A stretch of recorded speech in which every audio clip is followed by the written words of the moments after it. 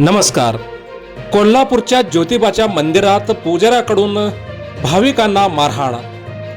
या संदर्भातील video social मीडियावर तुफान व्हायरल झाला, ज्यामध्ये भाविकांना पुजाऱ्याकडून मारहाण करण्यात आली. एका पुजाऱ्याने भाविकाच्या डोक्यात चक्क नारळ फोडल्याचं देखील दृश्य आपल्याला पाहायला मिळालं. काय घडलंय नेमकं पाहूयात. कोल्हापूरच्या ज्योतिबाच्या मंदिरात भाविकावर पुजाऱ्याकडून मारहाण झाल्याचा व्हिडिओ व्हायरल झाला. या प्रकरणात 15 पुजारी आणि 15 भाविकाविरोधात गुन्हा दाखल करण्यात आला असून या संदर्भातील पुढील तपास कोल्हापूर पोलीस करत आहेत. कोल्हापूर जिल्ह्यातील प्रसिद्ध ज्योतिबा मंदिरात एक धक्कादायक प्रकार समोर आला आहे. मंदिर परिसरात काही पुजाऱ्याकडून परिते गावातील 2 भाविकांना बेदम मारहाण केल्याचा व्हिडिओ सोशल मीडियावर व्हायरल झाला. या घटनेमुळे भाविकांमध्ये संतापाची लाट उसळली.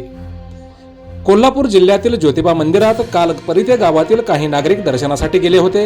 यावेळी पुजारी आणि नागरिकात तुंबळ हाणामारी झाल्याचा व्हिडिओ सोशल मीडियावर व्हायरल झाला.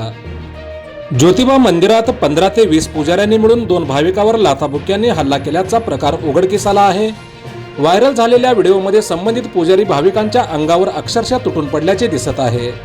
इतकंच नाही तर 2 ते 3 पुजाऱ्यांनी भाविकांच्या डोक्यात नारळ मारल्याचेही समोर आले आहे.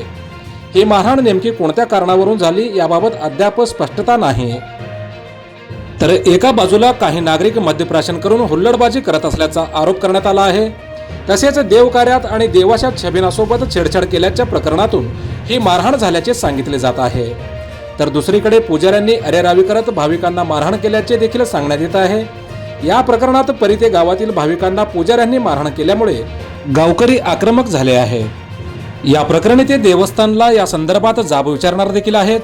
मद्यप्राशन करून हुल्लडबाजी करणाऱ्या भाविकांसंदर्भात कालच्या घटनेचा निषेध नोंदवत आज संपूर्ण ज्योतिबा डोंगरावरील दुकाने बंद ठेवण्यात आली आहेत.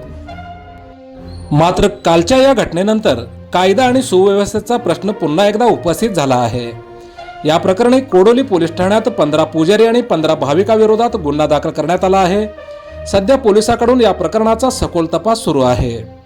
मंदिरासारख्या पवित्र ठिकाणी घडलेल्या या प्रकारामुळे भाविकांमध्ये भीतीचे वातावरण निर्माण झाले आहे.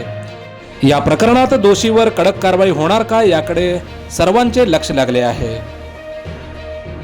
मोजक्या, निवडक आणि महत्त्वपूर्ण बातम्या पाहण्यासाठी सबस्क्राईब करा हेलो सोलापूर न्यूज चॅनल आणि नोटिफिकेशन मिळवण्यासाठी बेल आयकॉन प्रेस करायला विसरू नका. धन्यवाद.